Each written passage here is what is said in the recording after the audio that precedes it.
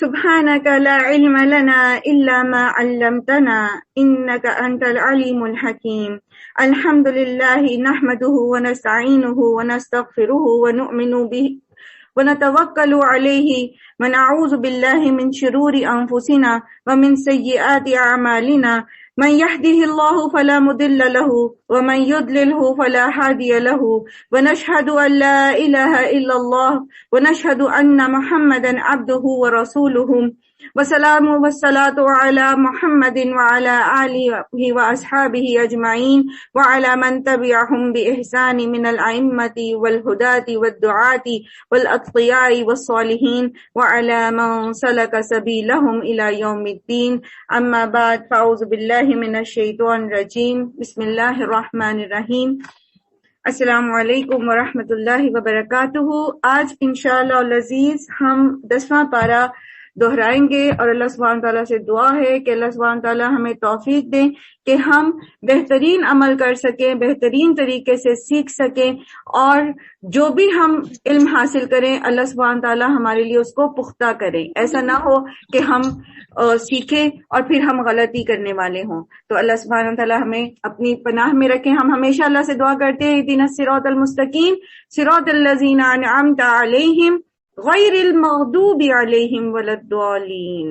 اللہ تعالیٰ نہ تو ایسے لوگوں میں ہمیں شامل کرنا جنہوں نے صریحاً تیری آیتوں کو جانتے بوجھتے ان پر عمل نہیں کیا اور تیرا غضب ان پر ہوا، اور نہ ہی ہمیں ان لوگوں میں شامل کرنا جن کے پاس علم آ بھی گیا تھا اور انہوں نے اس کو گم کر دیا اور پھر اپنی من چاہی تفسیر اور اپنے من چاہے طریقوں کے اوپر انہوں نے زندگی گزاری. تو اللہ تعالیٰ ہمیں جو بھی علم ہم قرآن سے سیکھتے ہیں اللہ سبحانہ تعالیٰ اس کو ہمارے دلوں میں ہمارے ذہنوں میں پختہ کر دے تاکہ ہم جب اس پر عمل کرنے والے ہوں تو ہمیں وہ بھولے نہیں. بسم اللہ الرحمن الرحیم.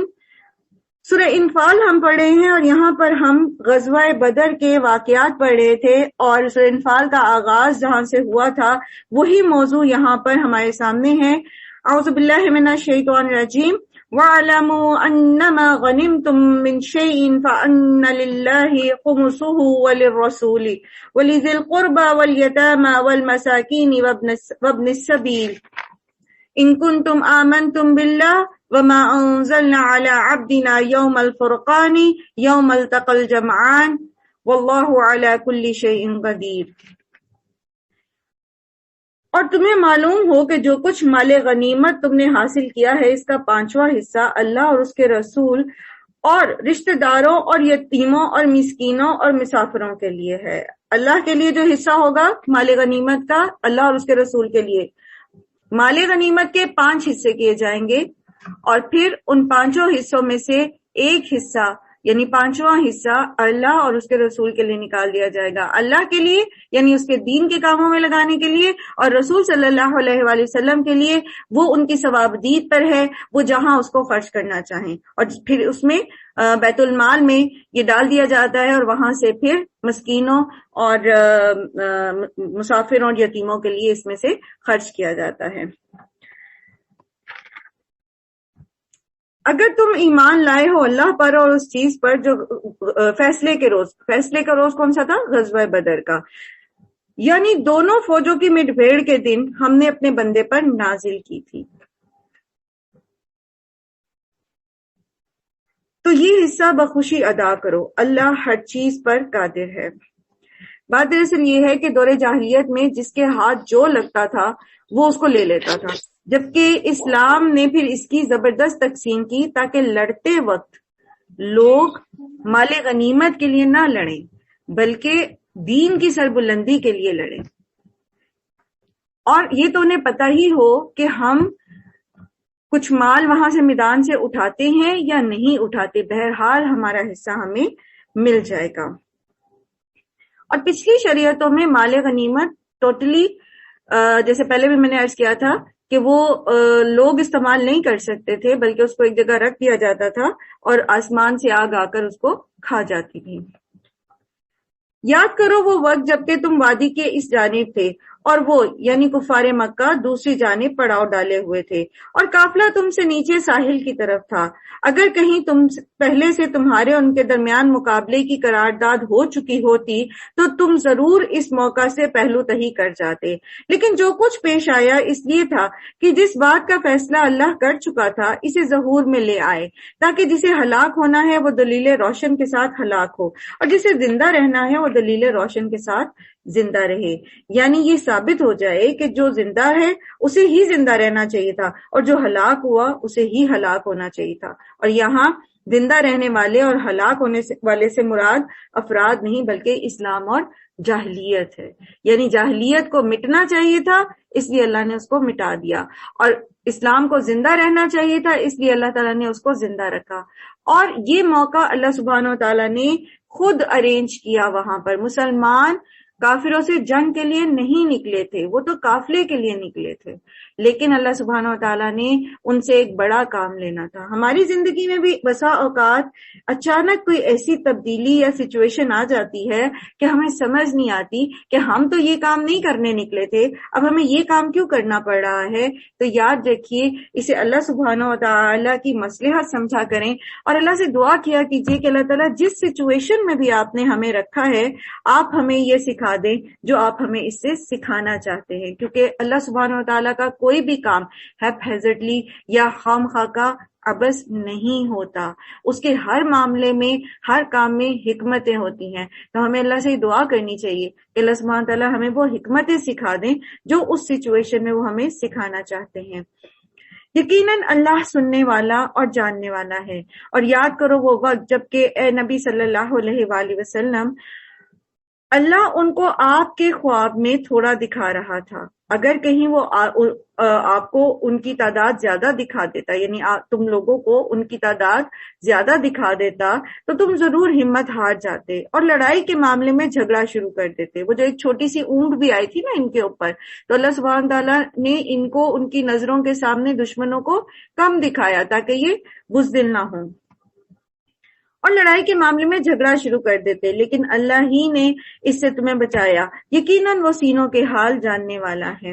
اور یاد کرو جبکہ مقابلے کے وقت اللہ نے تم لوگوں کی نگاہوں میں دشمنوں کو تھوڑا دکھایا اور ان کی نگاہوں میں تمہیں کم کر کے دکھایا، تاکہ جو بات ہونی تھی اللہ اسے ظہور میں لے آئے۔ اور آخرکار سارے معاملات اللہ ہی کی طرف رجوع کرتے ہیں۔ اے ایمان والو، جب کسی گروہ سے تمہارا مقابلہ ہو تو ثابت قدم رہو اور اللہ کو کثرت سے یاد کرو، توقع ہے کہ تمہیں کامیابی نصیب ہوگی، اور اللہ اور اس کے رسول کی اطاعت کرو اور آپس میں جھگڑا نہ کرو، ورنہ تمہارے اندر کمزوری پیدا ہو جائے گی اور تمہاری ہوا اکھڑ جائے گی۔ صبر سے کام لو، یقیناً اللہ صبر کرنے والوں کے ساتھ ہے۔ اور ان لوگوں کے سے رنگ ڈھنگ نہ اختیار کرو جو اپنے گھروں سے اتراتے اور لوگوں کو اپنی شان دکھاتے ہوئے نکلے، اور جن کی روش یہ ہے کہ اللہ کے راستے سے روکتے ہیں، وہ جو کچھ کر رہے ہیں وہ اللہ کی گرفت سے باہر نہیں ہے۔ آیت نمبر 45 سے لے کے 47 تک مسلمانوں کے جنگی کردار کی تشریح کر دی گئی ہے کہ کس طرح سے ان کو جنگ کے اندر کیسی حکمت عملی اپنانی ہے۔ نمبر 1 ثابت قدمی، نمبر 2 اللہ کے ذکر کو بڑھا دینا ہے، نمبر 3 اللہ اور اس کے رسول کی اطاعت کو نہیں چھوڑنا، پھر یہ کہ کتنا ہی مشکل وقت ہے، کتنے ہی اختلافات ہیں باہمی، لیکن آپس میں جھگڑا نہیں کرنا، اور پھر یہ کہ صبر سے کام لینا ہے۔ جو تکلیف بھی پہنچتی ہے، کوئی چوٹ آتی ہے، کوئی زخم پہنچتا ہے، کوئی گرمی ہے، کوئی سردی ہے، کوئی بھوک ہے، پیاس ہے، لیکن صبر سے کام لینا ہے۔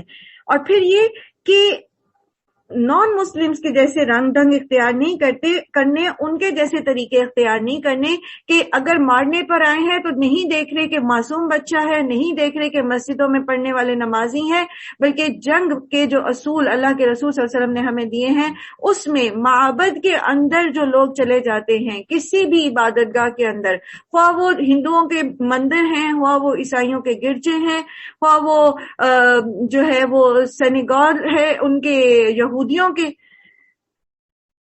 کسی میں بھی اگر کوئی زاہد ہے جو دنیا سے دلچسپی نہیں رکھتا اور وہ اپنی عبادت میں لگا ہے تو اس کو نہیں مارا جائے گا. چھوٹے بچوں کو نہیں مارا جاتا, درخت نہیں کاٹے جاتے, عورتوں کو قتل نہیں کیا جاتا, بزرگوں کو نہیں مارا جاتا, معذوروں کو قتل نہیں کیا جاتا, اس شخص کو قتل نہیں کیا جاتا جو خود لڑنے کے لیے آگے نہ آئے, جو اپنے گھروں کے دروازے بند کر لے اور اپنی جان بچا کے بیٹھ جانا چاہے, اس کو قتل نہیں کیا جاتا.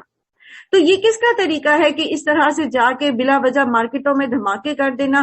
کوئی پتہ نہیں ہے اس میں کتنے معصوم ہیں, سارے ہی معصوم ہیں, ان میں سے کون آپ کے اوپر حملہ کرنے آیا تھا؟ یہ کہیں سے کسی کو حق نہیں پہنچتا کہ وہ کسی بھی مسجد میں جا کر, کسی بھی جگہ جا کر, کسی سینما ہال تک میں جا کے لوگوں کو قتل کرتے. کوئی کانسرٹ ہو رہا ہے, کسی کو حق نہیں ہے کہ وہ جا کے تو خود کچھ حملہ کرے یا کوئی کسی اور ڈیوائس سے وہاں پر دھماکہ کرے. ٹھیک ہے وہ لوگ اللہ کی نافرمانی کریں, لیکن یہ اصلاح کا طریقہ نہیں ہے. اللہ سبحانہ تعالیٰ کو یہ طریقہ پسند نہیں ہے. یہ نان مسلمز کا طریقہ ہے کہ وہ صرف تعصب کی وجہ سے ہر کسی کو قتل کرنے میں دریغ نہیں کرتے. اور پھر دوسری چیز یہاں پر یہ کہ لوگوں کو اپنی شان دکھاتے ہوئے نہ نکلو, یعنی ریاکاری نہ کرو. جنگ میں بھی ریاکاری نہیں. کیوں کہ اگر جنگ میں انسان ریاکاری کرے گا اور صرف اس لیے بہادری کے جوہر دکھائے گا کہ لوگ اس کو بہادر کہیں, تو پھر کیا ہوگا؟ آخرت کا اجر بھی ضائع ہو جائے گا اور اس کام میں سے برکت بھی اٹھ جائے گی. تو مسلمان جو ہیں وہ جنگ کے دوران بھی اپنی اخلاق کو پاکیزہ رکھتے ہیں, اور ان کا جو مقصد ہوتا ہے وہ کلمت اللہ بلند کرنا ہوتا ہے. وہ یہ نہیں ہوتا کہ وہ کوئی مال سمیٹ لیں یا اپنے لیے کوئی تمغہ جو ہے فوج سے لے لیں, یا کوئی اور ایسی دنیاوی طلب ان کی نہیں ہوتی. پھر یہ کہ اللہ کی نافرمانی نہ ہو, کسی بھی معاملے میں جنگ کے دوران اللہ کی نافرمانی نہ ہو. اچھا تھوڑا سا اس سینیریو کو, یہ تو جنگ کی بات ہو رہی ہے نا, اور ہمارا یہ جو سفر ہے, ہم جو قرآن کو ترجمے کو دہرا رہے ہیں, تو لازماً بات ہے کہ یہ کوئی تفسیر نہیں ہے, یہ کوئی تفسیر کی دہرائی نہیں ہے. ہم نے اس کو اپنے لیے تزکیہ نفس کے لیے اس کو دہرا رہے ہیں, اور ہم یہ چاہتے ہیں کہ ہم اللہ کے فرما بردار بندے بن جائیں. اب آپ یہ اصول سیکھ لیجئے. مومن جو ہوتا ہے جب اس کی مخالفت کوئی کرتا ہے, اس کا کسی سے جھگڑا ہو جاتا ہے, تو اس کے یہ اصول ہیں کہ حق پر ڈٹے رہنا ہے, اللہ کا ذکر کرتے رہنا. بعض اوقات کیا ہوتا ہے کہ ہمارا کسی سے جھگڑا ہوتا ہے, کوئی ہمیں کچھ برا بھلا کہہ کے چلا جاتا ہے, چاہے وہ ہمارے شوہر ہیں, چاہے وہ کوئی اور رشتہ دار ہے, تو ہم کیا کرتے ہیں کہ ہمارے دماغ میں بس وہی باتیں چلتی رہتی ہیں اور ہم اللہ کا ذکر بھول جاتے ہیں. تو ایسے میں ان باتوں کو دماغ سے جھٹک کر اللہ کا ذکر کرنا ہے. سبحان اللہ والحمد للہ ولا الہ الا اللہ واللہ اکبر, سبحان اللہ وبحمدہ, جو اللہ کا ذکر کرنا چاہیں وہ کریں. پھر یہ کہ چاہے ہمارا کوئی بھی مخالف ہے, چاہے ہمارے خاندان کے اندر کوئی سی بھی کسی سے دشمنی چل رہی ہے, ہم اپنے بہاف پر اللہ اور اس کے رسول کی اطاعت کرتے رہیں. ہم اس کی دشمنی میں اللہ اور اس کے رسول کی نافرمانی نہ کریں کہ ہم اس کی غیبت کرنا شروع کر دیں, ہم اس کے خلاف پلاٹنگ کرنا شروع کر دیں, ہم اس کو کسی طرح کا مالی یا کوئی نقصان پہنچانے کی کوشش کریں, ہم اس سے حسد کا شکار ہوں. ہم ایسا نہیں کریں گے. کیوں؟ کیونکہ ہم مومن بننا چاہتے ہیں. پھر اسی طرح آپس میں جھگڑا نہیں کرنا. بعض اوقات کیا ہوتا ہے کہ آپ کی فیملی ہے اور آپ کی فیملی کا کوئی مخالف جو ہے وہ نکل آیا, پڑوس میں سے آ گیا, کوئی اور خواہ میں آپ کو تنگ کر رہا ہے یا کسی وجہ سے آپ کا اس سے جھگڑا ہو گیا, تو اس پر اختلاف رائے ہو سکتا ہے آپ کی اور آپ کے بھائی کی رائے مختلف ہو, یا آپ کی اور آپ کے شوہر کی رائے مختلف ہو, لیکن اب اس اختلاف کو جھگڑے کی شکل نہیں دینی. کیوں؟ کیونکہ جہاں کہیں جھگڑا ہوتا ہے وہاں کیا ہوتا ہے, انسان کی ہوا اکھڑ جاتی ہے. وہی بات یاد کر لیجئے کہ فرقہ بندی جو ہے, تفرقہ جو ہے, آپس میں ایک دوسرے سے چھٹ جانا, دور ہو جانا, یہ بندے کی ہوا کو اکھاڑ دیتا ہے. ہم سب بچپن سے پڑھتے آئے ہیں وہ اتفاق میں برکت کی کہانی کہ دو بیل ہوتے ہیں, جب وہ دوست ہوتے ہیں تو شیر ان کے اوپر حملہ نہیں کر پاتا, لیکن پھر شیر ان کے بیچ میں اختلاف کرا دیتا ہے. جب وہ اختلاف کرا دیتا ہے تو وہ دونوں الگ ہوتے ہیں اور شیر باری باری دونوں کو کھا جاتا ہے. یہ بچپن سے ہم پڑھتے ہیں, لیکن جب اپنے اوپر باری آتی ہے تو ہم بھول جاتے ہیں. پھر کبھی ہم اپنے بھائی سے ناراض ہوتے, پھر کبھی ہم شوہر سے ناراض ہوتے, کبھی کسی سے ناراض, کبھی کسی سے ناراض. تو یہ جو ناراضگیاں ہیں نا, یہ ہمیں نہ صرف یہ کہ آخرت میں ہماری ہوا اکھاڑ دیتی ہیں، دوسرے اس سے فائدہ اٹھاتے ہیں، بلکہ دنیا میں ہماری ہوا اکھاڑ دیتی ہیں، آخرت میں بھی یہ ہمارے لیے نقصان دہ، کہیں ہم قطع رحمی کا کہ وہ ہو جاتے سزاوار، اور کہیں جو ہے ہم پھر زبان درازی اور اس طرح کی ناشکری کے ہو جاتے ہیں۔ اللہ سبحانہ تعالیٰ ہم سب کو اپنی پناہ میں رکھے۔ تو قرآن کریم تو حکمت کی کتاب ہے، اور میں روز جب یہ پارہ دہراتی ہوں، آپ یقین کریں ایک ایک آیت پہ دل چاہتا ہے کہ رک کے اسی پہ بات کی جائے، اور ہم پورا گھنٹہ، 2 گھنٹے ایک اور 2 آیات کو ڈسکس کر سکتے ہیں۔ سبحان اللہ۔ اور تشنگی رہ جاتی ہے جب میں تیزی سے پڑھتی چلی جاتی ہوں، صرف اس لیے کہ چلے جو تھوڑے مخصوص پوائنٹس ہائی لائٹ میں نے کیے ہوئے ہیں ان کو ہم تھوڑا سا الیبوریٹ کر دیتے ہیں۔ تو اللہ سے دعا کرنی چاہیے، اللہ تعالیٰ ہمارے وقت میں برکت دے، اللہ تعالیٰ ہمیں جو ہے وہ مدلل اور کلام کرنے کی توفیق عطا فرمائے، بلیغ کلام کرنے کی توفیق عطا فرمائے کہ ہم مختصر وقت میں بہترین بات کر سکیں، اور اپنا جو ہمارا مقصد ہے، جو مدعا ہے، جو معنی ہے ہمارا، وہ ہم دوسرے تک پہنچا سکیں۔ سبحان اللہ۔ اللہ سبحانہ تعالیٰ کا یہ کلام اسی لیے کوئی تخلیق نہیں کر سکتا، اس کی ایک ایک حرف کے اندر حکمتوں کے موتی چھپے ہوئے ہیں۔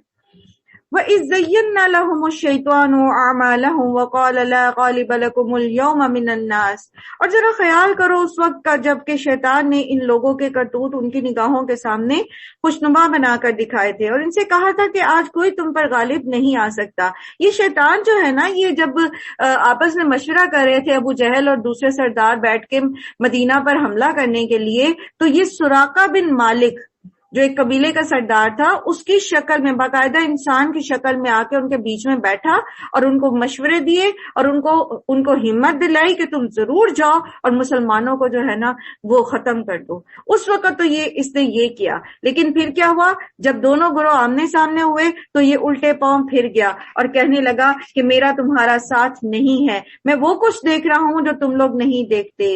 اب یہ کیا دیکھ رہا تھا؟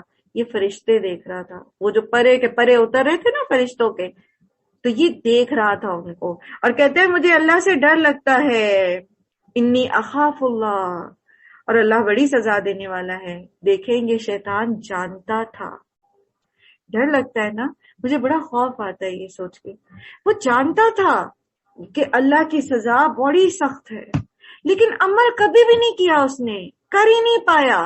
کیوں نہیں کر پایا؟ اپنی اس پہلی غلطی کی وجہ سے جس پر اس نے استغفار نہیں کیا تھا اور تکبر کیا تھا، اس ایک تکبر کی وجہ سے، اس ایک حسد کی وجہ سے۔ یہ سارا علم رکھنے کے باوجود، یہ مجھ سے، آپ سے، بہت سارے مسلمانوں سے زیادہ علم رکھتا ہے، لیکن اللہ کی فرما برداری نہیں کر سکا۔ گناہ نیکیوں کی توفیق چھین لیتے ہیں، روک دیتے ہیں، انسان نیکی نہیں کر پاتا۔ اللہ تعالیٰ ہم سب کو اپنی پناہ میں رکھیں۔ جبکہ منافقین اور وہ سب لوگ جن کے دلوں کو روگ لگا ہوا ہے کہہ رہے تھے کہ ان لوگوں کو تو ان کے دین نے خبط میں مبتلا کر رکھا ہے، یعنی یہ کہاں جا رہے ہیں جی مشرکین مکہ سے لڑنے۔ حالانکہ اگر کوئی اللہ پر بھروسہ کرے تو یقیناً اللہ بڑا زبردست اور دانا ہے۔ کاش تم اس حالت کو دیکھ سکتے جبکہ فرشتے مقتول کافروں کی روحیں قبض کر رہے تھے، وہ ان کے چہروں اور ان کے کولہوں پر ضربے لگاتے تھے اور کہتے جاتے تھے لو اب جلنے کی سزا بھگتو، یہ وہ جزا ہے جس کا سامان تمہارے اپنے ہاتھوں نے پیشگی مہیا کر رکھا تھا۔ اور یہ برزخ کے عذاب کی دلیل میں یہ آیت پیش کی جاتی ہے۔ اسی طرح فرعون اور اس کی قوم کے بارے میں بھی ہے کہ جب وہ ڈوبے تو پھر اللہ سبحانہ تعالیٰ نے ان کو آگ پر پیش کر دیا۔ قوم نوح کے بارے میں بھی یہی آتا ہے، اغرقوا وادخلوا نارا، تو وہ ابھی تو وہ آگ میں نہیں داخل کیے گئے نا، تو کیا ہے، یہ عالم برزخ پر دلیل ہے۔ بعض لوگ عالم برزخ کو نہیں مانتے، کہتے نہیں مر گئے ہیں بس، اس کے بعد قیامت کے دن اٹھائے جائیں گے۔ تو اللہ کے رسول نے ہمیں جو بتا دیا ہمیں اس پر ایمان رکھنا چاہیے، اور قرآن سے بھی ہمیں اس چیز کے دلائل ملتے ہیں۔ نہیں ہے یہ معاملہ ان کے اور ورنہ اللہ تو اپنے بندوں پر ظلم کرنے والا نہیں ہے۔ یہ معاملہ ان کے ساتھ اسی طرح پیش آیا جس طرح آل فرعون اور ان سے پہلے کے دوسرے لوگوں کے ساتھ پیش آتا رہا ہے کہ انہوں نے اللہ کی آیات کو ماننے سے انکار کیا اور اللہ نے ان کے گناہوں پر انہیں پکڑ لیا۔ اللہ قوت رکھتا ہے اور سخت سزا دینے والا ہے۔ یہ اللہ کی سنت کے مطابق ہوا کہ وہ کسی نعمت کو جو اس نے کسی قوم کو عطا کی ہو اس وقت تک نہیں بدلتا جب تک کہ وہ قوم خود اپنے طرز عمل کو نہیں بدل دیتی۔ اللہ سب کچھ سننے اور جاننے والا ہے۔ جیسا بھی میں نے عرض کیا نا کہ اللہ تعالیٰ زبردستی کسی سے کچھ نہیں چھینتا، نہ علم چھینتا ہے نہ دوسری نعمتیں چھینتا ہے، آزمائش کرتا ہے۔ جب آزمائش میں بندہ کامیاب ہوتا ہے تو اس سے دگنا اس کو دیتا ہے۔ جیسے ایوب علیہ السلام کو اللہ سبحانہ تعالیٰ نے بیماری سے آزمایا، ان کی مال اولاد ہر چیز ختم ہو گئی، لیکن پھر جب وہ اس میں کامیاب ہوئے تو اللہ تعالیٰ نے اس سے دگنا ان کو دیا۔ پھر آخرت کا اجر تو اللہ کے پاس محفوظ ہی ہے۔ تو اللہ تعالیٰ کس سے نعمتیں چھینتا ہے؟ مستقل طور پر کس کی حالت کو بدل دیتا ہے؟ جو خود اپنی حالت کو بدلتے ہیں، جو نعمتیں ملنے پر ناشکری کرتے ہیں، نعمتوں کو ضائع کر دیتے ہیں، نعمتوں کا غلط استعمال کرتے ہیں، نعمت پا لینے کے باوجود شکوے شکایتیں کرتے رہتے ہیں، تکبر کرتے ہیں، اللہ کی نافرمانی میں ان نعمتوں کو لگاتے ہیں اور اگر نہ ملے تو مایوس ہو جاتے ہیں یا اللہ پر شکوے کرنا شروع کر دیتے ہیں، ناشکریاں شروع کر دیتے ہیں۔ تو جب لوگ اس طرح کا طرز عمل اختیار کرتے ہیں تو پھر اللہ تعالیٰ ان کی حالت بدل دیتا ہے۔ کل بھی ہم نے پڑھا تھا نا کہ پھر وہ پہلے تو ان کو نعمتیں دی جاتی ہیں، پھر جب وہ نہیں اللہ کو مانتے تو پھر اللہ تعالیٰ ان کے اوپر عذاب بھیج دیتے ہیں۔ اسی طرح ایک شخص کی مثال ملتی ہے کہ نبی صلی اللہ علیہ وآلہ وسلم کے سامنے وہ بیٹھا بائیں ہاتھ سے کھا رہا تھا، اور یہ سیکھنے کی بات ہے۔ بہت سارے لوگوں کو میں نے دیکھا ہے کہ وہ اگر کھانا دائیں ہاتھ سے کھا رہے ہیں تو پانی بائیں ہاتھ سے پیتے ہیں کہ جی دائیں ہاتھ جو ہے وہ تھوڑا گندا ہو گیا، چکنا ہوا ہے تو بائیں ہاتھ سے پانی پیتے ہیں۔ یا پھر کیا کرتے ہیں کہ سارا ہاتھ تو گلاس تو بائیں ہاتھ میں پکڑا ہوتا ہے، ایک دائیں ہاتھ کی انگلی لگائی ہوئی ہوتی ہے اس کو۔ تو یہ تو نعوذ باللہ سنت کا مذاق اڑانا ہی ہو گیا۔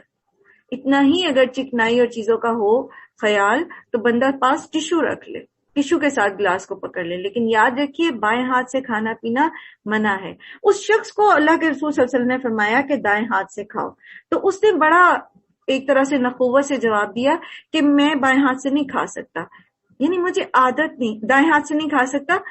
جیسے مطلب میں نے بھی ایک دو لوگوں سے اس طرح کہا نا، تو انہوں نے کہا جی ہماری ہیبٹ ہے، ہماری عادت ہے، ہم اس طرح نہیں کھا سکتے۔ تو یہ اللہ کے رسول صلی اللہ علیہ وسلم نے پھر اسے کہا کہ تم کبھی دائیں ہاتھ سے کھا ہی نہ سکو۔ تو پھر اس شخص کا دایاں ہاتھ مفلوج ہو گیا اور پھر وہ اٹھا ہی نہیں سکتا تھا اپنا دایاں ہاتھ۔ تو یہ کیا تھا؟ کیوں ایسے ہوا؟ یہ اللہ سبحانہ وتعالی نے اس کی جو نعمت جو اس کے پاس تھی کہ وہ دائیں ہاتھ سے کھاتا، اس نے اس کی ناشکری کی، اس نے اس میں تکبر کیا، اس میں اللہ کے رسول کی اس نے نافرمانی کی، تو اللہ تعالیٰ نے اس سے وہ نعمت چھین لی۔ اللہ تعالیٰ فرماتے ہیں کہ اللہ کا یہ طریقہ نہیں ہے کہ وہ کسی نعمت کو جو اس نے کسی قوم کو دی ہو اس کو بدل دے جب تک کہ وہ قوم خود اپنے طرز عمل کو نہیں بدل دیتی۔ اللہ سب کچھ سننے اور جاننے والا ہے۔ اللہ فرعون اور اس سے پہلے کی قوموں کے ساتھ آل فرعون اور ان سے پہلے کی قوموں کے ساتھ جو کچھ پیش آیا وہ اسی ضابطے کے مطابق تھا، یعنی انہوں نے اللہ کی نعمتوں کی قدر نہیں کی، ان کے پاس ہدایت آئی، انہوں نے مانی نہیں، تو اللہ تعالیٰ نے پھر ان کے ساتھ یہی معاملہ فرمایا۔ انہوں نے اپنے رب کی آیات کو جھٹلایا، تب ہم نے ان کے گناہوں کی پاداش میں انہیں ہلاک کر دیا اور آل فرعون کو غرق کر دیا۔ یہ سب ظالم لوگ تھے۔ یقیناً اللہ کے نزدیک زمین پر چلنے والی مخلوق میں سب سے بدترین وہ لوگ ہیں جنہوں نے حق کو ماننے سے انکار کر دیا، پھر وہ کسی طرح بھی اسے قبول کرنے پر تیار نہیں ہے۔ جو حق کو نہیں مانتے اور محض اپنی ایک انا میں آ کر یا اس چیز کو تکبر میں آ کے یا یہ سوچ کے کہ میں اگر یہ بات مان لوں، یہ فلانی اور فلانی کہہ رہی ہے، یہ تو اس کا تو جیسے وہ قوم نوح کے سرداروں نے کہا تھا نا کہ یہ غریب گرا پڑا طبقہ یہ جو ہے یہ ایمان لایا تو ہم نہیں اس پہ لائیں گے۔ قوم صالح کی قوم نے بھی یہی کہا تھا، صالح کی قوم نے بھی، آلموسٹ تمام انبیاء کے جو قومیں تھیں ان میں متکبرین نے اس وجہ سے بھی حق قبول نہیں کیا کہ ان پر تو غریب غربا ایمان لائے. تو ہم یہ نہ دیکھیں کہ کون کہہ رہا ہے، ہم یہ دیکھیں کہ وہ بات کیا کر رہا ہے. تو جس کے سامنے حق بات آ جائے اور وہ پھر اس کو محض تکبر کی وجہ سے یا اپنی انا کی وجہ سے نہیں مانتا، تو پھر اللہ سبحانہ تعالیٰ اس کو جانور بلکہ جانوروں سے بھی بدتر کہہ رہے ہیں. اب خود انسان چاہے اپنے آپ کو جتنا مرضی اشرف المخلوقات کہتا رہے، لیکن اللہ سبحانہ تعالیٰ نے فرما دیا ان شر الدواب عند اللہ الذین کفروا فہم لا یؤمنون. جو اللہ کی آیات کا انکار کر دیتے ہیں، جو اللہ کے آیات کو سے ماننے سے تکبر کرتے ہیں، اللہ کے نزدیک ان کی کوئی حیثیت نہیں. خصوصاً ان میں سے وہ لوگ جن کے ساتھ آپ نے معاہدہ کیا پھر وہ ہر موقع پر اس کو توڑتے ہیں. یہ کون تھے؟ یہود، مدینہ کے یہودی. اور ذرا اللہ کا خوف نہیں کرتے. بس اگر یہ لوگ آپ کو لڑائی میں مل جائیں تو ان کی ایسی خبر لیں کہ ان کے بعد جو دوسرے لوگ ایسی روش اختیار کرنے والے ہوں تو جو دوسرے لوگ ایسی روش اختیار کرنے والے ہوں وہ اس سے حواس باختہ ہو جائیں. توقع ہے کہ بدعہدوں کے اس انجام سے وہ سبق لیں گے. اور اگر کبھی تمہیں کسی قوم سے خیانت کا اندیشہ ہو تو اس کے معاہدے کو اعلانیہ اس کے آگے پھینک دو. یقیناً اللہ خائنوں کو پسند نہیں کرتا. یہ بھی ہمیں ایک طریقہ سکھایا جا رہا ہے کہ اگر آپ کسی کمٹمنٹ میں ہیں اور آپ زندگی میں بہت ساری کمٹمنٹس کرتے ہیں، بہت سارے ایگریمنٹس کرتے ہیں، اس میں اگر دوسرا اپنا ایگریمنٹ توڑ دیتا ہے تو پھر آپ بھی ایسے چپکے سے نہ ایگریمنٹ کو ختم کرے یا اس کی کسی شک کے خلاف کام کرے، بلکہ آپ نے جیسے جن لوگوں کو اس پہ گواہ بنایا تھا، جسے نکاح کا موقع تھا اس پہ گواہان تھے، یا کوئی اور بزنس کا کوئی معاہدہ کیا آپ نے، یا کسی کو جاب دی آپ نے، یا کچھ بھی اس پر آپ نے جن کو گواہ بنایا تھا، ان گواہوں کے سامنے پھر آپ بتائیں کہ انہوں نے بریچ آف کانٹریکٹ کی ہے، انہوں نے معاہدہ کی خلاف ورزی کی ہے، تو اب ہم بھی اس معاہدے کے پابند نہیں ہیں. یہ آپ کے لیے سیف سائڈ ہے. ورنہ اگر دوسرا معاہدے کی خلاف ورزی کرتا ہے اور آپ بھی کرنا شروع کر دے تو وہ گواہوں کے سامنے اور دوسرے لوگوں کے سامنے سچا ہوگا اور وہ اپنی بدعہدی تو چھپا جائے گا اور آپ نے جو گڑبڑ کی ہوگی اس کو سب کے سامنے کھول کے رکھ دے گا. تو یہ اللہ سبحانہ تعالیٰ خود بتا رہے ہیں کہ اگر کسی قوم سے خیانت کا اندیشہ ہو تو اس کے معاہدے کو اعلانیہ اس کے آگے پھینک دو. یقیناً اللہ خیانت کاروں کو پسند نہیں کرتا. منکرین حق اس غلط فہمی میں نہ رہیں کہ وہ بازی لے گئے ہیں. یقیناً وہ ہم کو ہرا نہیں سکتے، یعنی اللہ کو. اور تم لوگ جہاں تک تمہارا بس چلے طاقت سے زیادہ طاقت اور تیار بندھے رہنے والے گھوڑے ان کے مقابلے کے لیے مہیا رکھو، یعنی سواریاں. یاد رکھیے مسلمانوں پر یہ فرض ہے کہ دشمن کے مقابلے کے لیے جدید اسلحہ سے لیس رہیں. جدید اسلحہ کی تیاری اور اس کے اندر اس کو اسلامی مملکت کی حفاظت کے لیے اس کو تیار کرنا، اس کے اوپر ریسرچ کرنے والوں کے لیے اپنے مال لگانا، اور خالص اس نیت کے لیے کہ یہ اللہ سبحانہ و تعالیٰ کی جو کہ دین کے اوپر چلنے والی جو اسٹیٹ ہے اس کی حفاظت میں استعمال ہوں گی. یہ بھی ایک عبادت ہے اور یہ ضروری ہے. اگر ہم سائنسز میں پیچھے رہ جائیں گے، اگر ہم ویپن ٹیکنالوجی میں پیچھے رہ جائیں گے، تو یاد رکھیں جب اس نے ہلاکو خان نے بغداد پر حملہ کیا تھا تو اس وقت کے علماء تھے وہ لوگوں کو مقابلے کی بجائے سورہ ملک پڑھنے کی تلقین کرتے رہے. تو اس وقت تلوار لے کر مقابلہ کرنے کی ضرورت تھی، گھر میں بیٹھ کے سورہ ملک پڑھنے کی نہیں. تو اللہ سبحانہ و تعالیٰ خود بتا رہے ہیں اسباب اختیار کرو، بہترین اپنی سے بہترین کوشش کرو اور توکل اللہ پہ رکھو، بھروسہ اللہ پہ رکھو، اس اسلحے پہ نہ رکھو. ہمارے پاس ایٹم بم ہے اس لیے ہمیں کوئی ہرا نہیں سکتا، یہ غلط طریقہ ہے. ہاں ہمارے پاس ایٹم بم ہے، اللہ کی مدد ہمارے ساتھ ہے، کوئی ہمیں ہرا نہیں سکتا. اور بالفرض اگر ایٹم بم نہیں بھی رہتا لیکن اللہ کی مدد ہمارے ساتھ ہے تو بھی ہمیں کوئی ہرا نہیں سکتا. یہ ہے اللہ پر توکل.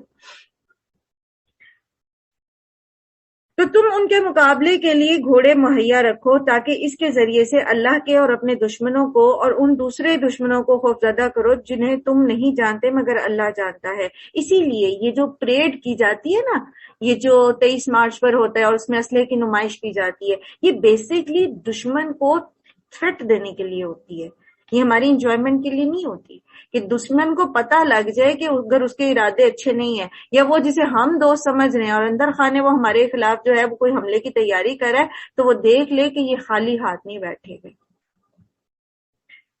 اللہ کی راہ میں جو کچھ تم خرچ کرو گے، اس کا پورا پورا بدل تمہاری طرف پلٹایا جائے گا، اور تمہارے ساتھ ہرگز ظلم نہ کیا جائے گا۔ اب چاہے انسان جان لگاتا ہے، مال لگاتا ہے، اپنی ایکسپرٹیز لگاتا ہے، اپنا وقت دیتا ہے، تو اللہ کا وعدہ ہے کہ وہ اللہ کی راہ میں خرچ کرنے والوں کو ایک کے بدلے 700 گنا اجر دے گا۔ اور اے نبی صلی اللہ علیہ وآلہ وسلم، اگر دشمن صلح اور سلامتی کی طرف مائل ہو تو آپ بھی اس کے لیے آمادہ ہو جائیں اور اللہ پر بھروسہ کریں، یقیناً وہی سب کچھ سننے اور جاننے والا ہے۔ اگر وہ دھوکے کی نیت رکھتے ہوں تو آپ کے لیے اللہ ہی کافی ہے، وہی تو ہے جس نے اپنی مدد سے اور مومنوں کے ذریعے آپ کی تائید اور مومنوں کے دل ایک دوسرے کے ساتھ جوڑ دیے۔ آپ روئے زمین کی ساری دولت بھی خرچ کر ڈالتے تو ان لوگوں کے دل نہ جوڑ سکتے تھے، مگر وہ اللہ ہے جس نے ان لوگوں کے دل جوڑے، یقیناً وہ بڑا زبردست اور دانا ہے۔ اے نبی صلی اللہ علیہ وآلہ وسلم، آپ کے لیے اور آپ کے پیروکار اہل ایمان کے لیے تو بس اللہ ہی کافی ہے۔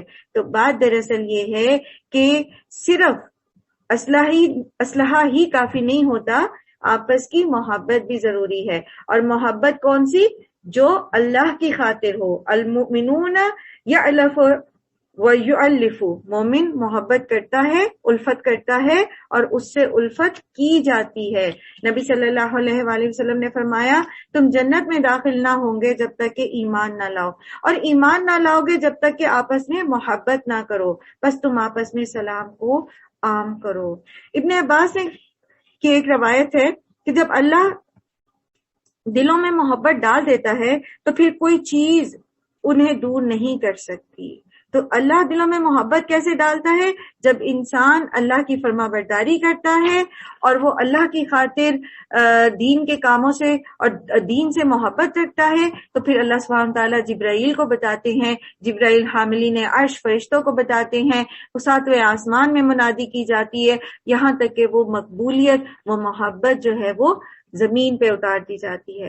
اور یاد رکھیے، جو محبت اللہ کی خاطر کی جاتی ہے نا، اس میں شیطان داخل نہیں ہو سکتا۔ ہاں یہ ہوتا ہے کہ رکھنے کہیں آ جاتے ہیں تو وہاں سے شیطان داخل ہو جاتا ہے، کہیں ہم اپنے تکبر اور اپنی انا یا اپنی کسی مفاد میں کی خاطر اس اجتماعی جو کام ہم کر رہے ہوتے ہیں، جو اللہ کے دین کا کام کر رہے ہوتے ہیں، اللہ کی خاطر ہم دوسرے سے محبت کر رہے ہوتے ہیں، اس میں کہیں ہمارا اپنا مفاد ہمارے سامنے آ جاتا ہے، ہم اس معاہدے میں، اس محبت میں دراڑ ڈالنے کی کوشش کرتے ہیں، تو پھر شیطان اس میں آ جاتا ہے اور پھر وہ سارا کچھ درم برم کر دیتا ہے۔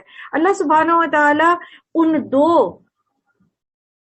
معاہدہ کرنے والوں کے ساتھ ہوتا ہے، اور اللہ کی مدد ان کے ساتھ ہوتی ہے، اور وہ ان دو میں تیسرا ہوتا ہے جو ایک دوسرے کے ساتھ خیانت نہیں کرتے۔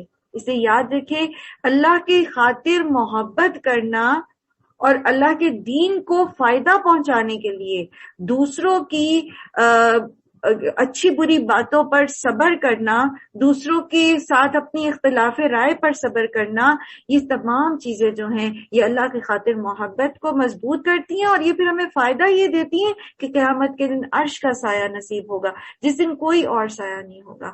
اور بہت ضروری ہے کہ ہم اپنی محبتوں کا جائزہ لیتے رہیں۔ انسان تو ویسے بھی محبت کرتے ہیں نا، کسی نہ کسی جگہ پر کوئی نہ کوئی کسی نہ کسی سے وہ محبت کر ہی رہا ہوتا ہے، لیکن جو محبتیں مفادات کی بنیاد پر کی جاتی ہیں نا، مال یا شہوت یا کوئی اور کسی قسم کی محبت، تو وہ پھر جب وہ جو موٹیو ہوتا ہے پیچھے وہ ختم ہو جاتا ہے تو محبت بھی ختم ہو جاتی ہے۔ یہ صرف اللہ کی خاطر محبت ہے جو آخرت میں بھی قائم رہے گی۔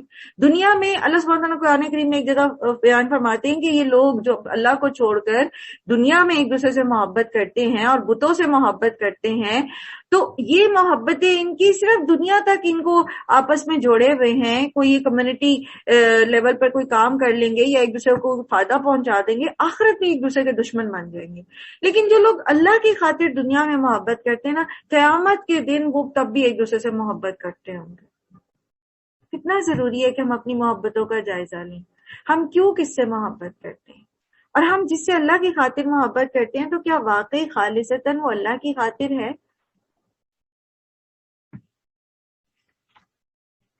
اے نبی صلی اللہ علیہ وآلہ وسلم مومنین کو جنگ پر ابھاریے، اگر تم میں سے 20 آدمی صابر ہوں تو وہ 200 پر غالب آئیں گے، اور اگر 100 آدمی ایسے ہوں تو منکرین حق میں سے 1000 آدمیوں پر بھاری رہیں گے، کیونکہ وہ ایسے لوگ ہیں جو سمجھ نہیں رکھتے۔ اچھا، اب اللہ نے تمہارا بوجھ کچھ ہلکا کر دیا ہے، اور اسے معلوم ہوا کہ ابھی تم میں کچھ کمزوری ہے، بس اگر تم میں سے 100 آدمی صابر ہوں تو وہ 200 پر، اور 1000 آدمی ایسے ہوں تو 2000 پر اللہ کے حکم سے غالب آئیں گے، اور اللہ ان لوگوں کے ساتھ ہے جو صبر کرنے والا ہے۔ ویسے تو جو ریکوائرڈ ہے وہ ہماری اتنی کیپیسٹی ہے ہمارے اندر، اللہ سبحانہ و تعالیٰ نے جو وہ اللہ تعالیٰ کہتے ہیں نا کہ لا یکلف اللہ نفسا الا وسعها، کہ اس کی استطاعت کے علاوہ اللہ سبحانہ تعالیٰ کسی کے اوپر بوجھ نہیں ڈالتا۔ تو یہ جو استطاعت ہے نا ہماری، یہ ہمارے اندر ایسی ہے کہ ہمارے 20 آدمی 200 پر غالب آ سکتے ہیں۔ یہ اللہ نے ہمارے اندر یہ ٹینڈنسی ڈالی ہے، ہمارے اندر یہ پاور ہے۔ اس پاور کو اچیو کرنے کے لیے ہمیں اپنے ایمان کی مضبوطی پر کام کرنا پڑے گا۔ یہ ممکنات میں سے اللہ سبحانہ و تعالیٰ جیسا حکیم الودود ہے، کیا آپ اس سے یہ تصور کر سکتے ہیں کہ وہ ایک ایسی چیز کی ڈیمانڈ ہم سے کرے گا جو ہم کر نہیں سکتے، جس کے لیے اس نے ہمیں بنایا نہیں ہے؟ تو یاد رکھیے یہ کیپیسٹی ہماری ہے کہ ہمارے 20 آدمی 200 کافروں کے اوپر غالب آ سکتے ہیں، مطلب کہ ہم مشکل سے مشکل کام جو اللہ کی طرف سے کوئی حکم ہے وہ کر سکتے ہیں۔ اللہ تعالیٰ اس کے بغیر ہمیں کوئی حکم دیتا ہی نہیں ہے جو ہم کر نہ سکیں، اور جو یہ کر گزرتے ہیں پھر ان کے درجے بلند ہو جاتے، پھر وہ السابقون السابقون ہو جاتے، پھر وہ مقربون بن جاتے۔ ہاں، ایک عام درجے کے لیول کے ہم جیسے مسلمان ہوتے ہیں تو پھر کیا ہوتا ہے، پھر اللہ تعالیٰ نے وہ تھوڑی سی ہلکی کر دی ذمہ داری کہ ٹھیک ہے although تم کر سکتے ہو لیکن چلو تھوڑا اور کر لیں، بس یہ کہ تمہارے 100 آدمی جو ہیں ان کے 200 پر غالب آنے چاہیے۔ ابھی بھی آپ دیکھو 1 to 1 کا مقابلہ، مطلب 1 to 2 کا مقابلہ ہے، ایک مومن 2 کافروں پر بھاری ہونا ہی چاہیے کم از کم۔ اگر وہ نہیں ہے تو اس کا مطلب ہے کہ اس کا ایمان درست نہیں ہے۔ اب میری بات سمجھ رہے ہیں؟ یہ جو ہم اپنی ایفرٹس کو دیکھتے رہتے ہیں نا، میں اور آپ قتال تو کرنے نہیں جا رہے، اگر اللہ کبھی موقع دیں تو شاید ہمیں توفیق ہو تو ہم کر بھی لیں، لیکن ہم اپنی ڈیلی لائف میں جو سٹرگل کر رہے ہیں اللہ سبحانہ و تعالیٰ کی راہ پر چلنے کی، اللہ سبحانہ و تعالیٰ کی رضا کے راستے پر چلنے کی، اس میں اپنی استطاعت کو دیکھنا ہے کہ وہ کتنی ہے، وہ کیسی ہونی چاہیے، اور اللہ تعالیٰ ہم سے کچھ بھی ایسا ڈیمانڈ نہیں کرے جو ہم کر نہ سکیں۔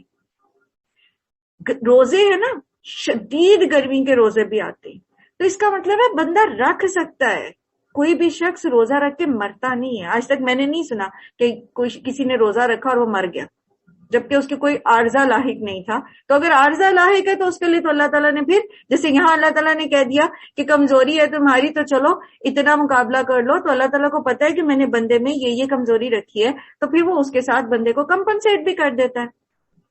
تو اپنے ایمان کو مضبوط کرنے کی ضرورت۔ یاد رکھیے ہر ایک کے جو درجات ہیں نا وہ اس کے عمل کے ساتھ ہیں، اور جس درجے کا ہم کام کرتے ہیں نا اسی درجے کی مدد اللہ کی طرف سے آتی ہے۔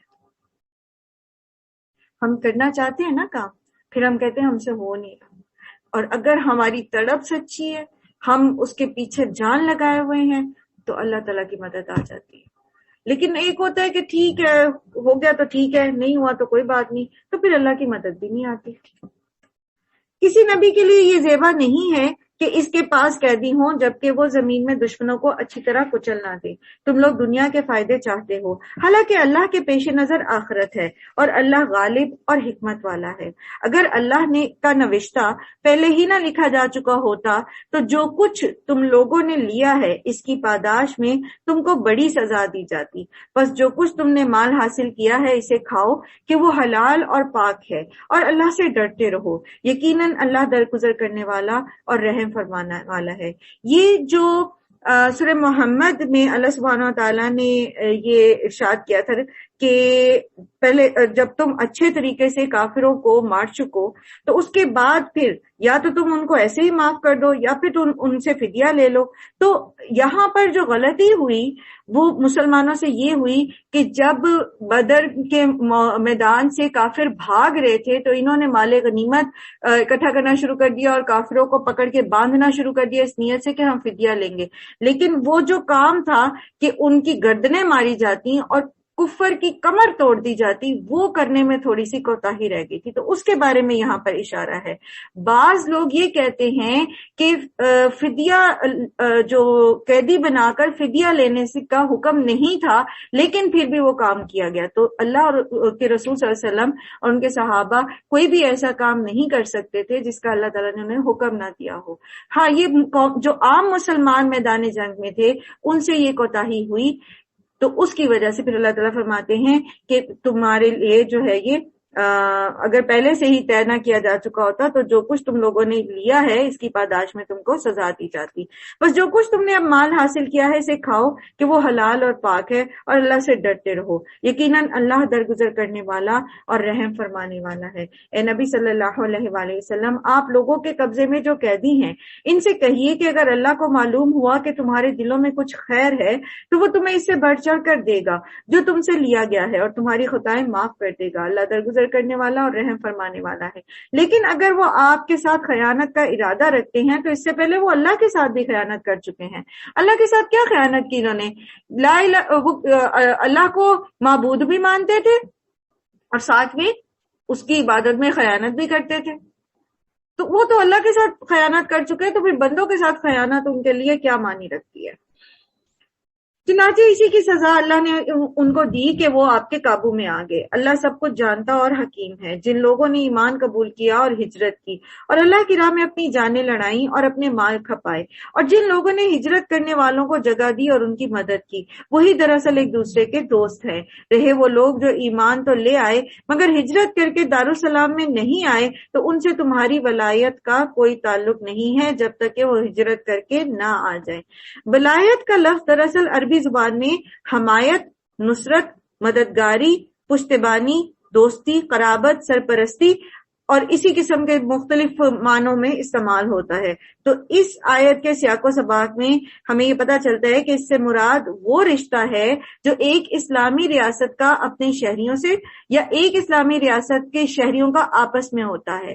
یعنی وہ بینیفٹ جو وہ ایک دوسرے کو دیتے ہیں وہ ان لوگوں کے لیے نہیں ہوں گے جو کسی دوسری جگہ پر رہتے ہیں اور ہجرت کر کے اس ملک میں یعنی اسلامی ریاست یا دارالسلام میں نہیں آتے. اور پیچھے بھی ہم نے یہ پڑھا تھا کہ یہ معاملات اس طرح ہیں کہ اگر دارالسلام کے دروازے کھلے ہوں، اگر دارالسلام نے جو اسلامی ممالک ہیں انہوں نے اپنے دروازے بند کر رکھے ہیں لوگوں کے لیے، امیگرینٹس کے لیے، تو پھر وہ بیچارے کہاں جائیں گے؟ تو پھر ان کے لیے یہ معاملات نہیں ہوتے. ہاں اگر وہ دین کے معاملے میں تم سے مدد مانگے تو ان کی مدد کرنا تم پر فرض ہے، لیکن کسی ایسی قوم کے خلاف نہیں جس سے تمہارا معاہدہ ہو. اور جو کچھ تم کرتے ہو اللہ اسے دیکھتا ہے. جو لوگ منکر حق ہیں وہ ایک دوسرے کی حمایت کرتے ہیں. اگر تم یہ نہیں کرو گے تو زمین میں فتنہ اور بڑا فساد برپا ہو جائے گا.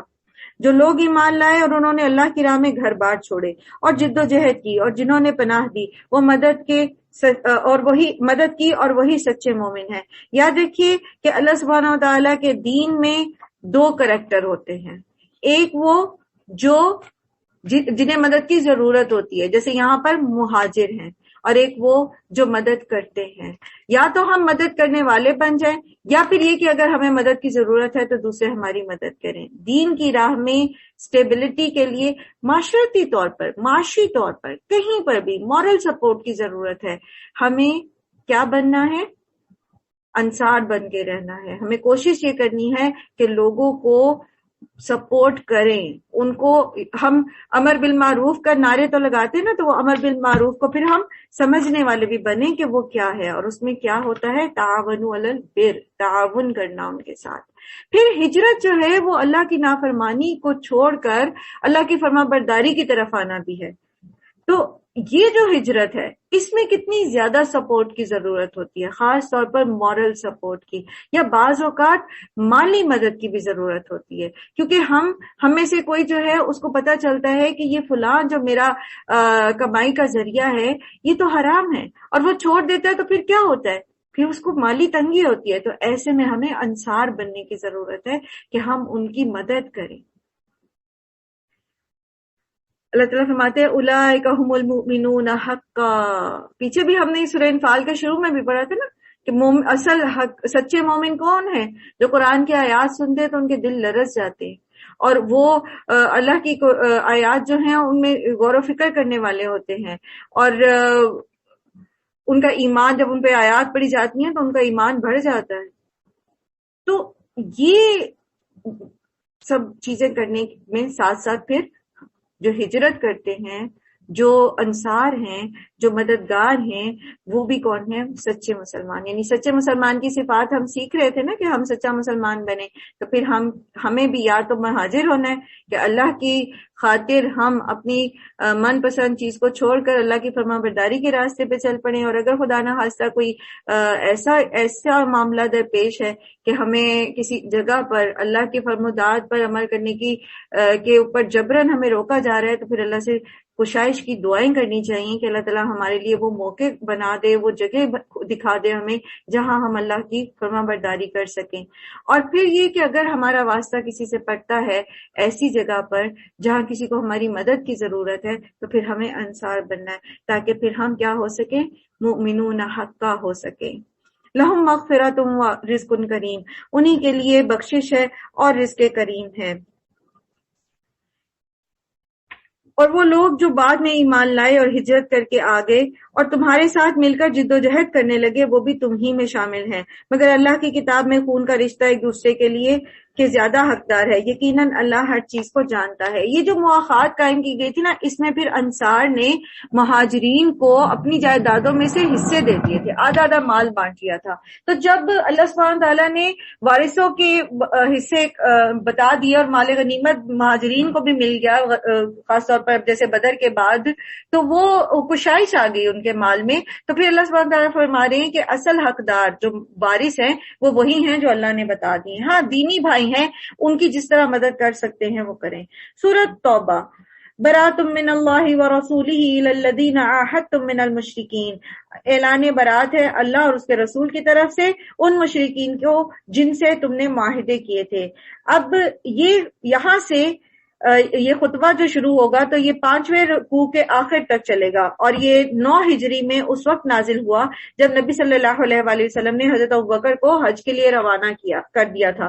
تو پھر ان کے پیچھے جب یہ آیات نازل ہوئیں تو صحابہ کرام نے عرض کیا کہ یہ ابوبکر کو بھیج دیجیے تاکہ وہ حج میں اس کو سنا دیں، لیکن آپ صلی اللہ علیہ وسلم نے اس اہم معاملے کے اعلان کے لیے حضرت علی کو بھیجا، کیونکہ وہ آپ صلی اللہ علیہ وآلہ وسلم کے خاندان سے ہی تھے۔ تو 9 ہجری میں یہ نازل ہوئی اور اس کے بعد 10 ہجری میں حجۃ الوداع ہوا تھا۔ بس تم لوگ ابھی کیا اعلان کیا جا رہا ہے کہ اللہ تعالیٰ اور اس کے رسول مشرکوں سے بری ذمہ ہیں، اور 4 مہینے کی مہلت ان کو دی گئی کہ پس تم لوگ ملک میں 4 مہینے اور چل پھر لو، اور یہ 4 مہینے جو ہیں وہ 10 ذی الحج سے لے کر 10 ربیع الثانی تک بنتے ہیں، اور جان رکھو کہ تم اللہ کو عاجز کرنے والے نہیں ہو، اور یہ کہ اللہ منکرین حق کو رسوا کرنے والا ہے۔ اطلاع عام ہے اللہ اور اس کے رسول کی طرف سے حج اکبر یعنی عرفہ کے دن تمام لوگوں کے لیے کہ اللہ مشرکین سے بری ذمہ ہے۔ یاد رکھیے کہ حج اکبر ہمارے ہاں اس حج کو کہا جاتا ہے جو جمعے کے دن آتا ہے، حالانکہ حج اکبر سے مراد حج ہے، اور عمرہ جو ہے اس کو عرب میں حج اصغر بھی کہا جاتا ہے۔ ٹھیک ہے، تو یہاں حج اکبر سے مراد حج کا دن یعنی عرفہ کا دن ہے۔ عرفہ کے دن یہ اعلان کیا گیا تھا، ٹھیک ہے، کہ تمام لوگوں کے لیے اعلان ہے کہ اللہ مشرکین سے بری ذمہ ہے اور اس کا رسول بھی۔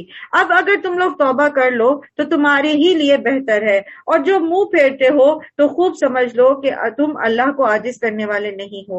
اے نبی صلی اللہ علیہ وآلہ وسلم، انکار کرنے والوں کو سخت عذاب کی خوشخبری سنا دو، بجز ان مشرکین کے جن سے تم نے معاہدے کیے تھے، پھر انہوں نے اپنے عہد کو پورا کرنے میں تمہارے ساتھ کوئی کمی نہیں کی اور نہ تمہارے خلاف کسی کی مدد کی، تو ایسے لوگوں کے ساتھ تم بھی مدت معاہدہ معاہدہ پوری کرو، کیونکہ اللہ متقین کو پسند کرتا ہے۔ تو متقی کون ہوتا ہے؟ جو اپنے معاہدے کو پورا کرتا ہے۔ اور آپ یہاں دیکھیے کہ برات کا اعلان کیا جا رہا ہے، پھر بھی معاہدے کی پاسداری کی جا رہی ہے کہ ان کی مدت پوری کرو جنہوں نے بریچ آف کانٹریکٹ نہیں کیا۔ کن کے خلاف، کن کے لیے کہا جا رہا ہے کہ اللہ تعالیٰ بری ذمہ ہے اور ان کے رسول؟ جنہوں نے معاہدے کیے اور توڑ دیے، بریچ، جیسے صلح حدیبیہ جو ہے اس کے کا معاہدہ تھا، پھر اسی طرح اور بھی کوئی جو معاہدے انہوں نے کیے، تو یہ بیچ میں بے ایمانیاں کرتے رہتے جو بھی، تو اس کے لیے پھر ان لوگوں سے تو کوئی وہ نہیں ہے رعایت اب، لیکن جو اپنا معاہدہ پورا کرتے ہیں تو ان کے معاہدے کی مدت پوری کی جائے گی۔ بس جب حرام مہینے گزر جائے، اور حرام مہینے یہاں پر کون سے ہیں؟ یہی 4 مہینے جو ابھی بیان کیا آپ سے، 10 ذی الحج سے لے کر 10 ربیع الثانی تک۔ تو مشرکین کو قتل کرو، جہاں پاؤ انہیں پکڑو اور گھیرو، اور ہر گھاٹ میں ان کی خبر لینے کے لیے بیٹھو، پھر اگر وہ توبہ کر لیں اور نماز قائم کرے اور زکوٰۃ دیں تو انہیں چھوڑ دو، اللہ درگزر کرنے والا اور رحم فرمانے والا ہے۔ اور اگر مشرکین میں سے کوئی شخص پناہ مانگ کر تمہارے پاس آنا چاہے تو اسے پناہ دے دو، یہاں تک کہ وہ اللہ کا کلام سن لے، پھر اسے اس کی امن کی جگہ پر پہنچا دو۔ یہ اس لیے کرنا چاہیے کہ یہ لوگ علم نہیں رکھتے۔ ان مشرکین کے لیے اللہ اور اس کے رسول کے نزدیک کوئی عہد آخر کیسے ہو سکتا ہے بجز ان لوگوں کے جن سے تم نے مسجد حرام کے پاس معاہدہ کیا تھا۔ یہ کون سے تھے؟ بنو خزاعہ، بنو کنانہ اور بنو زمرہ۔ اور جب تک وہ تمہارے ساتھ سیدھے رہیں تم بھی سیدھے رہو، کیونکہ اللہ متقیوں کو پسند کرتا ہے۔ مگر ان کے سوا دوسرے مشرکین کے ساتھ کوئی عہد کیسے ہو سکتا ہے جبکہ ان کا حال یہ ہے کہ اگر وہ تم پر قابو پا جائیں تو نہ تمہارے کسی معاملے میں قرابت داری کا لحاظ کریں، نہ کسی معاہدے کی ذمہ داری کا۔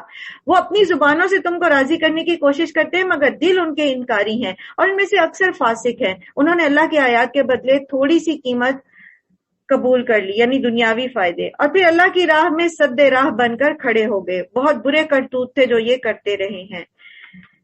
کسی مومن کے معاملے میں نہ یہ قرابت کا لحاظ کرتے اور نہ کسی عہد کی ذمہ داری کا، اور زیادتی ہمیشہ انہی کی طرف سے ہوتی ہے۔ بس اگر یہ توبہ کر لیں اور نماز قائم کریں اور زکوٰۃ دیں تو یہ تمہارے دینی بھائی ہیں۔ اچھا، یہ جو آیات ہے نا، یہاں سے وَإِذَا انْسَلَخَ الْأَشْهُرُ الْحُرُمُ فَاقْتُلُوا الْمُشْرِكِينَ، یہاں سے پچھلا حصہ بھی کاٹ دیتے ہیں، اور یہاں سے فَاقْتُلُوا الْمُشْرِكِينَ حَيْثُ وَجَدتُّمُوهُمْ وَخُذُوهُمْ وَاحْصُرُوهُمْ وَاقْعُدُوا لَهُمْ كُلَّ مَرْصَدٍ۔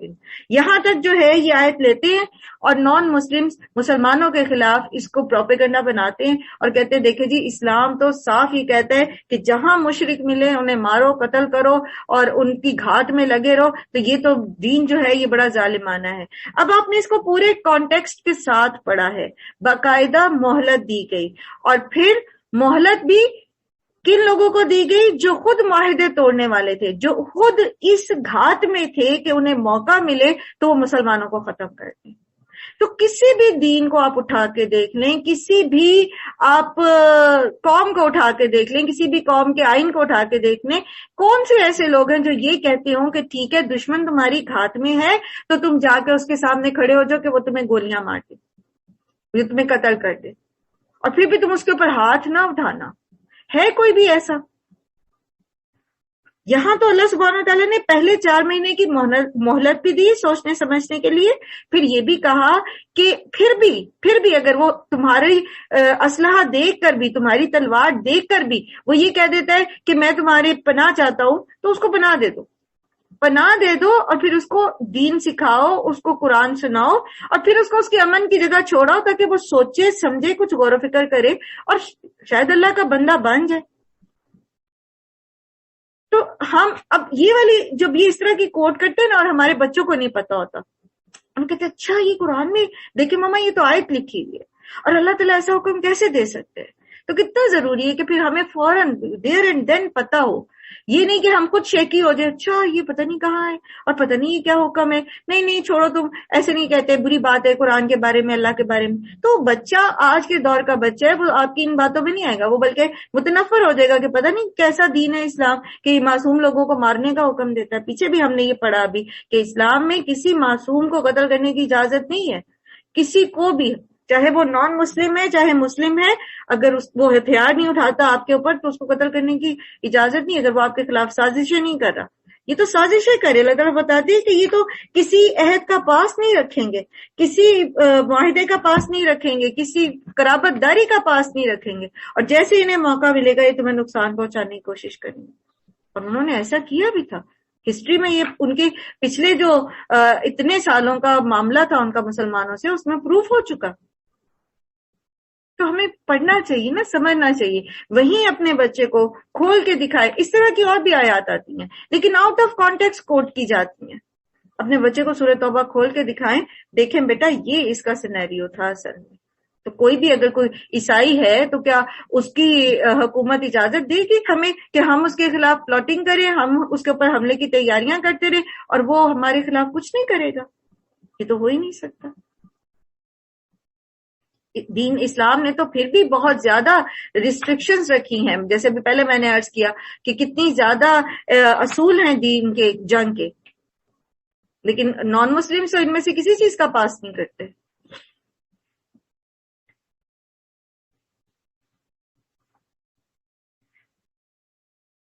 اور اگر عہد کرنے کے بعد یہ پھر اپنی قسموں کو توڑ ڈالیں اور تمہارے دین پر حملے کرنے شروع کر دیں تو کفر کے علمبرداروں سے جنگ کرو, کیونکہ ان کی قسموں کا کوئی اعتبار نہیں, شاید کہ پھر وہ تلوار کے زور سے ہی باز آ جائے. نبی صلی اللہ علیہ وسلم نے فرمایا, مجھے حکم دیا گیا ہے کہ میں لوگوں سے جنگ کروں کہ وہ گواہی دیں کہ اللہ کے سوا کوئی معبود نہیں ہے اور محمد صلی اللہ علیہ وسلم اس کے رسول ہیں, اور یہ کہ وہ نماز قائم کریں اور زکوٰۃ دیں. اس کے بعد ان کا باطن کا معاملہ اللہ کے ساتھ ہے. یہ حدیث کا مفہوم ہے. ٹھیک ہے, تو اسلام میں جنگ جو ہے وہ محض لوگوں کو قتل کرنے اور ان کی املاک پہ قبضے کرنے اور ان کو ان کے ملکوں سے بے دخل کرنے کے لیے نہیں ہوتے, بلکہ لوگوں کو حق پہنچانے اور اللہ کے دین فتنے کو ختم کرنے کے لیے ہوتا ہے. فتنہ چاہے وہ کسی بھی لیول کا ہو, اس کو ختم کرنے کے لیے جنگ کی جائے گی, ادروائز جنگ نہیں کی جاتی. اور خاص طور پر جب کوئی حملہ کرنے کی تیاری کر رہا ہو تو پھر اس کے اوپر پیش قدمی کر کے جنگ کرنے کی بھی اجازت ہے. کیا تم نہ لڑو گے ایسے لوگوں سے جو اپنے عہد توڑتے رہے ہیں اور جنہوں نے رسول کو ملک سے نکال دینے کا قصد کیا تھا؟ اب یہ دیکھیے, یہ خاص طور پر مشرکین مکہ کے لیے کچھ احکامات ہمیں یہاں مل رہے. خاص طور پہ ان آیات کا کانٹیکسٹ کیا ہے؟ انہوں نے نبی صلی اللہ علیہ وسلم کو نکالا, انہوں نے مسلمانوں کے ساتھ زیادتی کی, انہوں نے ان کے رشتہ داروں کو قتل کیا, خود جو مسلمان ہوئے تھے ابتدائی دور میں ان کو کیسی کیسی اذیتیں دیں, پھر ہمیشہ اپنے وعدے توڑ دیتے تھے. اور زیادتی کی ابتدا کرنے والے وہی تھے. کیا تم ان سے ڈرتے ہو؟ اگر تم مومن ہو تو اللہ اس بات کا زیادہ حقدار ہے کہ اس سے ڈرا جائے. فَاللَّهُ أَحَقُّ أَن تَخْشَوْهُ إِن كُنتُم مُّؤْمِنِينَ. خوف, خشیت اور رہبت یہ صرف اللہ کے لیے ہونی چاہیے. اللہ سبحانہ تعالیٰ قرآن کریم میں فرماتے ہیں, فَلَا تَخْشَوُا النَّاسَ وَاخْشَوْنِي, لوگوں سے نہ ڈرو, مجھ سے ڈرو. پھر ایک اور جگہ آتا ہے وَإِيَّايَ فَاتَّقُونَ, اور تم صرف مجھ سے ہی ڈرو. اور پھر آتا ہے وَإِيَّايَ فَارْهَبُونَ, اور یہ کہ تم صرف مجھ سے ہی ڈرو. رہبت بھی خوف کے ڈرنے کے معنی میں آتا ہے, خشیت بھی, اور تقویٰ بھی اللہ سے ڈرنا. تو اللہ سے ڈرنے کا معیار کیا ہے, اس کا کیا مطلب ہے؟ نبی صلی اللہ علیہ وسلم نے فرمایا, تم اللہ سے اس طرح ڈرو کہ گویا تم اللہ کو دیکھ رہے ہو. یعنی اپنے اعمال میں, اپنے افعال اور اپنے اقوال میں اللہ سبحانہ و تعالیٰ کو سامنے پاؤ, تصور کرو کہ اللہ تعالیٰ مجھے دیکھ رہا ہے, تو مجھے یہ کام ایسے نہیں کرنا بلکہ صرف اللہ کی رضا کے لیے کرنا. اور اللہ تعالیٰ کیسا دیکھتا ہے؟ وہ صرف ظاہر تو نہیں دیکھتا نا, وہ تو ہماری نیتیں بھی دیکھتا ہے. اور جب ہم ایسا دین رکھیں گے, جب ہم ایسا معاملہ رکھیں گے, اللہ کے ساتھ کے لیے ایسی خشیت رکھیں گے, تو اس کا فائدہ ہمیں یہ ہوتا ہے کہ ہمیں دنیا اور آخرت میں کامیابی ملتی ہے. جیسے اللہ تعالیٰ فرماتے ہیں, ان الذین یخشون ربہم بالغیب لہم مغفرۃ واجر کبیر. پھر اسی طرح اللہ تعالیٰ فرماتے ہیں ومن یطع اللہ ورسولہ ویخشی اللہ ویتقہ فاولئک هم الفائزون. تو جو اللہ اور اس کے رسول کی اطاعت کرے گا, جو اللہ کی خشیت رکھے گا, جو اللہ کا تقوی رکھے گا, وہی اصل میں فوز عظیم پائے گا, وہی اصل میں کامیابی پائے گا. تو لوگوں سے ڈر کر اللہ کی نافرمانی نہیں کرنی, بلکہ اصل میں اللہ سبحانہ و تعالیٰ کا تقوی, اس کی خشیت اور رہبت ہمارے دل میں اتنی ہونی چاہیے کہ ہم اس کے علاوہ کسی سے نہ ڈریں. اور ان سے لڑو، اللہ تمہارے ہاتھوں سے ان کو سزا دلوائے گا اور انہیں ذلیل اور خوار کرے گا اور ان کے مقابلے میں تمہاری مدد کرے گا اور بہت سے مومنوں کے دل ٹھنڈے کرے گا اور ان کے قلب کی جلن مٹا دے گا اور جسے چاہے گا توبہ کی توفیق بھی دے گا۔ اللہ سب کچھ جاننے والا اور دانا ہے۔ کیا تم لوگوں نے یہ سمجھ رکھا ہے کہ یوں ہی چھوڑ دیے جاؤ گے، حالانکہ ابھی اللہ نے یہ دیکھا ہی نہیں کہ تم میں سے کون وہ لوگ ہیں جنہوں نے اس کی راہ میں جہاد کیا اور اللہ اور رسول اور مومنوں کے سوا کسی اور کو جگری دوست نہ بنایا۔